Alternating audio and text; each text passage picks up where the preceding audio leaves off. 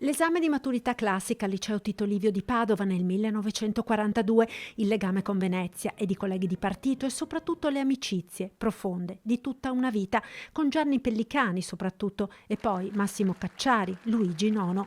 È lungo e profondo il rapporto di Giorgio Napolitano con il Veneto e all'indomani della scomparsa del presidente emerito della Repubblica è unanime il cordoglio, tantissimi messaggi di ricordo del presidente, primo a salire al Colle 2 volte.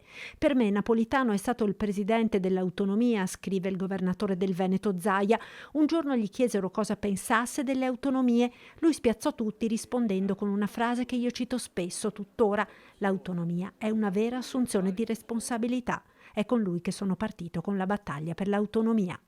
Molte le visite di Napolitano in Veneto, a Venezia e a Mestre soprattutto, ma anche a Padova e una sola volta a Treviso nella primavera del 2007, un'unica visita voluta per incontrare le categorie produttive e per capire da vicino istanze e fermenti di un territorio, una visita che lasciò il segno a partire dalle parole sul federalismo fiscale, definito una necessità assoluta e prioritaria. Il federalismo fiscale non è più un tema di discussione, non può essere più un tema di discussione.